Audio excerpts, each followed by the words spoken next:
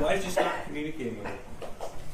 As soon as I saw on the news that the warrants were issued and they were being apprehended, but not turning themselves in? correct. Okay, so I just want to make sure that we're all clear.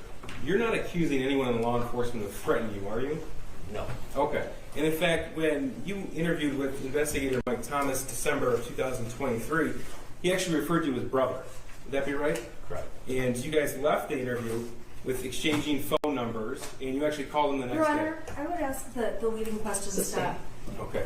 So, what was the tenor of that conversation? Was it an interrogation? Was his voice elevated like mine, or was he calm? It went back and forth. It varied. Okay. Did you feel like you were being yelled at? At some points. So, one point he asked you about your pension. I'm going to look at the transcript here. When he first introduced himself to you, he was talking about you, how long you've been a firefighter, and your answer was, here 21 and a half years. He said, okay. And I worked for Independence, and I was on call for 7 hours before here. And then Mr. Thomas said, pensioner, straight 401.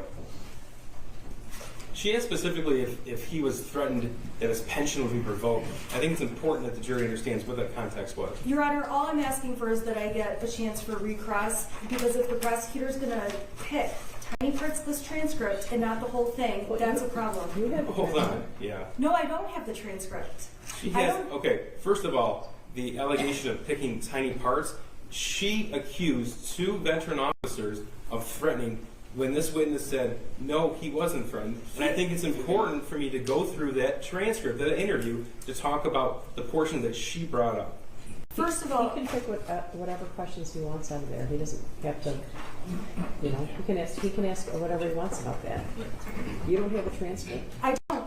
She can make her own transcript. She's a retained attorney. It's fine. Okay, wait. You have. I've seen the audio. I took my own notes from it. Okay. Okay. All right. So, okay. You've seen the interview. Yes. Yeah. Okay. You pensioner straight 401. You said pension. How much longer you got? 3.5. You got a COLA, cost of living out of it? Your response, yeah. What's your COLA? Oh, I don't know what it is now. I think it's, what's your multiplier? 2.8. Was he threatening to take your pension away? No. Okay. Did you ever feel like he was going to have your job taken from you? No. All right. You were asked,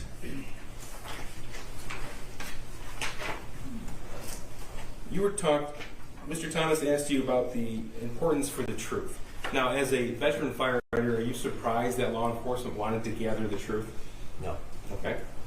And in fact, you agreed. Your Honor, I would ask objection to leading questions. Judge, You would on agree. redirect, I am entitled to some leeway, especially in light of what counsel asked. Not to leading questions. Okay, let's not ask leading questions. Okay, well, that didn't suggest the answer. I know you can do it, Mr. Pease. All right. Sir, you were interviewed by law enforcement? Yes. Yes? Okay. And in December of 2021 was the first interview? Yes. Okay. So you were asked specifically about certain things that were said in that interview. And you did tell the police in the interview that she said she was worried he might hurt himself or something like that. That was your type statement. Yes. Okay. And you repeated that again in December of 2023. Yes. Okay. And then you testified to that today. Yes. That's never changed. Correct. All right. So the very first interview you had with law enforcement. Your Honor, objection to leading questions. I didn't even ask the question. Well, The last 3 were leading. he asked him, did you make this statement in your writings? Did you say this in your written statement? Yes. Did you put this statement? Did you testify to this? Yes. So I don't think that was leading. Okay. You told the police in December of 2021 about an extramarital affair. That's leading. What did you tell the police about your relationship with Jennifer Crumbley? Correct. What did you tell the police? Extramarital. Okay. Did you give all the details? No. Okay. Did you tell the police how many times a week you would meet her? No. Okay. Did you tell the police about trips and specific times during the week? No. Okay. Now, why didn't you give all of those details in December of 2021? Because I don't want those made public. Okay. Are you happy about being here today? No. All right. What was your thought in withholding some of that information? That it would protect people in my life, other people in my life, my family. imagine you've had to have some conversations since that time. Yes. Did you know how Jennifer Crumbley parented? No. Okay. Was that ever a topic of conversation? No. But you do know that you met her in a Costco parking lot across the street from her employer. Is that right? Yes. Okay. And that would happen, as counsel said, during the work days Correct. and during work hours. Correct. Okay. And you don't recall how often it happened, but was it a regular thing? Yes. You also told us that Jennifer Crumbley, in that Facebook post, told you she had a string lock. Is there such a thing as a string lock? No. Okay. You also told us that she told you that her son's friend committed suicide, and that the school didn't send her the original drawing. That's all in those Facebook posts. Is that correct? Okay. Correct. And did you come to learn that those three things were actually not true? Yes.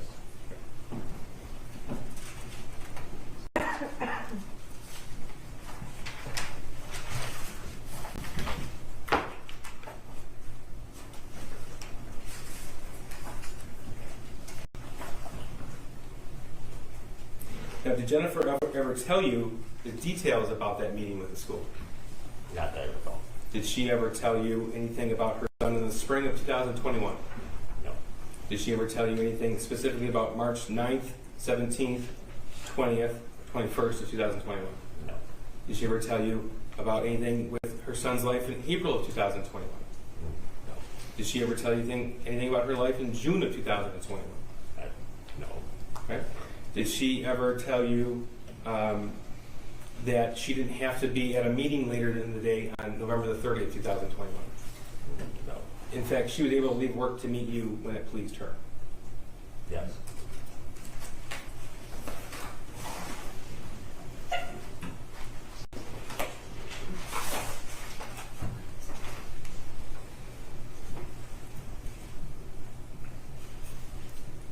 Sir, when you were subpoenaed, you were told that we were not going to bring out the extramarital affair. Is that correct? Correct. Your Honor, objection. As far as it goes with legal issues, that is not appropriate questions in front of the jury. Why is that not appropriate? Well, Because the prosecution's trying to allege that I've done something to put this witness in a bad spot when the evidence in this case requires the jury know all the information. I think his question is directed at the fact that Mr. Meloche was probably taken off guard when he testified today. Isn't that what your question's about? Yes, Judge. Yeah. You didn't know you were going to ask those things. No. Okay. Jennifer wrote to you that she felt like she failed as a parent That was in the message. in the messages, yes. But she didn't tell you any of the specificity, any of the details regarding that. No. So she didn't tell you anything about the background of her son and her husband. No. And again, I just want to make something crystal clear. In the interviews you had with law enforcement, nobody ever told you that you would be fired, correct? Correct. No one ever told you that you had the risk of being fired. Correct. What were you told to do when you came to court today? And tell the truth. Okay. And have you told the truth? Yes. Correct. Thank you. I have nothing further. Your Honor, may I have two questions? Yes. Okay, Mr. Meloche, it's fair to say you testified earlier you have memory issues. Yes. Okay, describe those memory issues for this jury. Judge, that's been asked and answered. It's beyond the scope of my redirect. And unless we're going to go through all the prior consistent statements. I'll withdraw that question.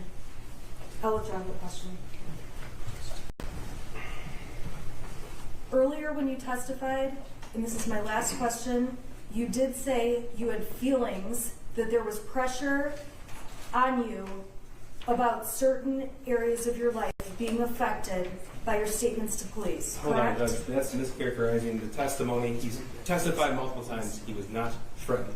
Okay, well, she didn't ask that. I She asked- has asked that. I You did know, ask that. I've gotten a little bit of inconsistent. I don't know if it's testimony or vibe from you. Did you at any point, you said the police didn't threaten you, but There were veiled threats. well, I asked that. Did you feel like there were any veiled threats? He said yes, but he didn't tell me what those were. So, did you feel pressure to tell the police some things, and if so, what were those pressures? You said that your job wasn't threatened. Yes, Your Honor. Can I specify what what I was trying to do to clarify. Please. I tried to clarify. I felt I was guarding myself in my statements, and being the investigator was pushing it and inferring that this would all get out, which it has now, with what was going on.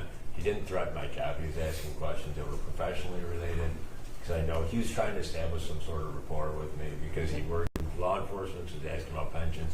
He did get more aggressive with it, and it was threatening as in personal information getting out about me out in the open to the public and stuff. Okay. I shouldn't have said stuff, but did that help? Okay, do either of you have any questions based on that? I do. Okay. Did he ever tell you to say something that wasn't true?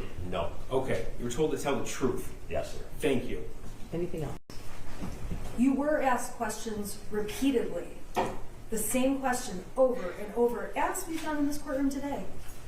Correct? Thank you. All right, I'm going to let you step out and you're excused.